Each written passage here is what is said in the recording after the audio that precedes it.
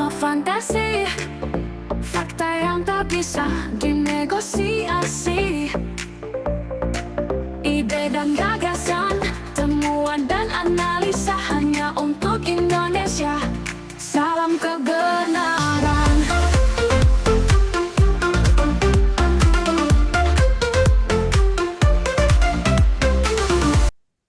Bismillahirrahmanirrahim. Assalamualaikum warahmatullahi wabarakatuh. Sahabat Dr. Tifa dimanapun berada, menjelang pandemik Accord Mei 2025, akankah terjadi pandemi lagi?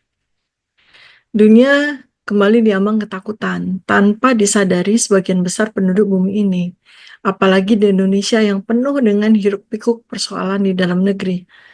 Virus baru sebetulnya sudah mulai menyebar.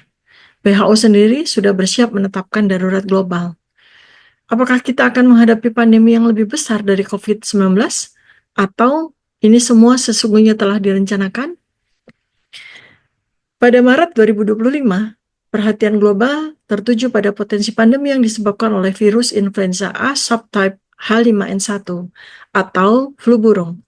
Virus ini telah menyebar luas pada burung liar dan ternak, dan baru-baru ini ditemukan menginfeksi sapi perah di beberapa negara bagian Amerika, serta kuda di Mongolia. Meskipun saat ini H5N1 belum menular antar manusia, para ahli sudah mulai khawatir terjadinya mutasi tunggal yang dapat memungkinkan penularan antar manusia yang dapat memicu pandemi. Virus H5N1 sudah ada sejak lebih dari 20 tahun. Namun, baru sekarang mulai bermutasi ke mamalia. Kenapa? Burung mati massal di seluruh dunia sudah terjadi dalam beberapa tahun terakhir. Sapi perah di Amerika terinfeksi, pertama kali dalam sejarah. Beberapa kasus infeksi pada manusia telah dilaporkan sepanjang tahun 2024. Tapi yang lebih aneh lagi, virus ini mengalami perubahan yang sangat cepat akhir-akhir ini. Para ilmuwan sudah memperingatkan, kita mungkin hanya tinggal selangkah lagi menuju pandemi baru. Tapi tunggu dulu, virus ini ditemukan di banyak laboratorium biologi tingkat tinggi dunia. Apakah ini sekedar kebetulan atau ada sesuatu yang lebih besar? Sementara dunia waspada terhadap H5N1, ada sebuah dokumen yang akan mengubah dunia pada Mei 2025, Pandemic Accord, atau dulu dikenal sebagai Pandemic Treaty. WHO telah mengambil langkah-langkah untuk meningkatkan kesiapsiagaan pandemi. Saat ini, dengan negosiasi Pandemic Accord oleh WHO yang masih berlangsung, dengan target penyelesaian pada Mei 2025 bersamaan dengan World Health Assembly ke-78. Tujuan utama perjanjian ini, menurut WHO, adalah untuk memperkuat pencegahan, kesiapsiagaan, dan respon pandemi global. Artinya, memang sudah disiapkan untuk menuju kepada pandemi berikutnya. Beberapa poin penting dalam pembahasan adalah antara lainnya akses yang adil terhadap sumber daya. Negara berkembang menuntut mekanisme yang menjamin distribusi obat-obatan secara lebih merata pada masa pandemi. Kemudian pembagian keuntungan dari sumber daya genetik virus. Negara-negara dengan keberagaman hayati tinggi seperti antara lain Indonesia dan juga negara-negara yang ada di Afrika ingin kepastian bahwa data genetik virus yang mereka sediakan juga menguntungkan mereka, bukan hanya untuk negara maju. Berikutnya, komitmen politik dan investasi jangka panjang. WHO menekankan perlunya dukungan finansial dan kebijakan yang kuat agar dunia tidak mengalami kesalahan dalam kesiapsiagaan pandemi seperti halnya pada masa pandemi COVID. Banyak pihak memiliki keberatan terhadap Pandemic Accord ini dengan beberapa kekhawatiran utama sebagai berikut. Kedaulatan nasional versus otoritas WHO. Beberapa negara, terutama yang memiliki pendekatan independen terhadap kesehatan publik seperti Amerika Serikat, khawatir bahwa perjanjian ini akan memberi WHO terlalu banyak wewenang dalam menangani pandemi. Maka Amerika Serikat sekarang ini keluar dari WHO. Karena ada kekhawatiran bahwa WHO bisa memaksakan kebijakan tertentu seperti lockdown atau kewajiban vaksinasi yang dianggap sebagai pelanggaran hak kedaulatan negara dalam menentukan kebijakan kesehatan sendiri. Kekhawatiran yang berikutnya adalah transparansi dan akuntabilitas WHO. WHO selama pandemi COVID mendapat kritik keras termasuk dugaan pengaruh politik dari negara besar seperti China. Banyak yang mempertanyakan apakah WHO benar-benar bisa bertindak independen dan tidak dipengaruhi oleh kepentingan politik atau korporasi farmasi besar yang memberikan donasi besar kepadanya. Kekhawatiran yang keempat adalah potensi kewajiban finansial untuk negara anggota WHO. Beberapa negara khawatir bahwa perjanjian ini akan mewajibkan mereka untuk menyediakan dana tambahan untuk mekanisme kesiapsiagaan pandemi global yang bisa menjadi beban ekonomi bagi negara tersebut. Ada ketidakjelasan apakah mekanisme ini akan menguntungkan semua negara secara adil atau justru lebih menguntungkan negara-negara industri dan perusahaan farmasi besar. Yang berikutnya lagi adalah potensi penyalahgunaan dalam keadaan darurat global. Ada kekhawatiran bahwa perjanjian ini dapat digunakan untuk menerapkan pembatasan kebebasan individu dan masyarakat dengan dalih mengendalikan pandemi. Beberapa kelompok menuduh bahwa Pandemic Accord ini bisa menjadi alat untuk membangun sistem pengawasan global melalui regulasi kesehatan, termasuk paspor vaksin global atau sistem identitas digital yang bisa digunakan untuk kontrol populasi.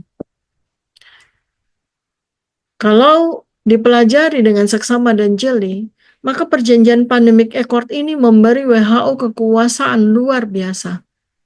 WHO dapat mendeklarasikan pandemi kapan aja, WHO dapat mengontrol kebijakan vaksin di semua negara, WHO dapat membatasi pergerakan manusia berdasarkan status kesehatan digital.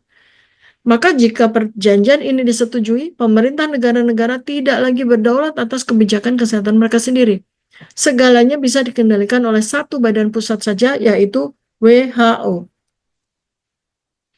Jika kita berpikir di luar pola umum ya, beyond conventional thinking, dan menghubungkan berbagai elemen, pandemi, H5N1, virus-virus lain, Pandemic Accord, dan Osaka Expo 2025 yang akan berlangsung di Jepang, maka kita dapat melihat pola besar yang mungkin sedang dimainkan di tingkat global. Pertama, pandemi sebagai alat transformasi global. Jadi pandemi ditempatkan bukan sekedar fenomena biologi semata, tetapi fenomena sosial, politik, ekonomi, dan teknologi. Jika kita melihat COVID-19 pada masa itu, pandemi itu mengakselerasi banyak sekali hal. Digitalisasi ekonomi dan pergeseran ke masyarakat tanpa uang tunai terjadi pada masa pandemi COVID. Normalisasi kontrol biometrik melalui paspor vaksin terjadi pada masa pandemi COVID. Perubahan geopolitik dengan meningkatnya peran WHO dan global power dalam mengatur kesehatan dunia jelas mempengaruhi. Maka jika pandemi lain terjadi, apakah dari H5N1 atau virus lain, mungkin ada pola serupa yang sedang dipersiapkan. Apakah masih ada kemungkinan kandidat-kandidat virus yang lain? Sementara H5N1 ini adalah kandidat utama pandemi berikutnya. Karena dia sudah berhasil beradaptasi ke mamalia, sudah terjadi spillover ke mamalia. Dan karenanya memiliki potensi mutasi lebih lanjut. Artinya bisa man-to-man infection. Namun, virus lain juga bisa dimunculkan sebagai ancaman, seperti varian baru dari COVID, coronavirus, atau bahkan patogen yang belum diketahui, disease X, dan virus-virus lainnya. Pandemi yang datang bisa bersifat skenario raksasa, engineered crisis, di mana respon terhadap pandemi justru menjadi alat untuk mengubah sistem global, bukan hanya sekedar mengatasi penyakit itu sendiri. Jadi sesungguhnya apakah ini tentang kesehatan atau tentang mengontrol manusia dalam skala global? Sekarang kita bahas Osaka Expo 2025 yang akan berlangsung mulai bulan April. Apakah ini adalah sebuah agenda teknologi atau juga merupakan agenda biopolitik? Mari kita dalami. Osaka Expo 2025 akan berlangsung dari bulan April hingga Oktober 2025 dengan tema Designing Future Society for All Lives yang menyoroti teknologi transhumanisme, digitalisasi total, dan inovasi medis. Apa yang sebenarnya dirancang untuk kehidupan kita ya? Teknologi identitas digital berbasis kesehatan diperkenalkan. Vaksin berbasis AI dan nanoteknologi mulai diuji coba. Dunia mulai diarahkan ke sistem kontrol total dengan dalih kesehatan. Jika pandemi terjadi sebelum atau selama Osaka Expo, ini bisa menjadi momentum untuk meluncurkan teknologi baru yang menggantikan sistem lama. Expo ini bisa menjadi panggung untuk memperkenalkan identitas digital global berbasis kesehatan, seperti sistem paspor kesehatan universal atau sistem kredit sosial berbasis kesehatan. Jepang sebagai tuan rumah adalah negara yang paling maju dalam adopsi teknologi AI, robotika, dan digitalisasi masyarakat. Sehingga event ini menjadi event yang paling ideal untuk tempat uji coba bagi model masyarakat post-pandemi. Apakah ini kebetulan? Atau Osaka Expo adalah laboratorium transisi manusia ke era baru, era di mana manusia tidak lagi bebas, tapi dikendalikan oleh sistem biometrik dan kesehatan digital?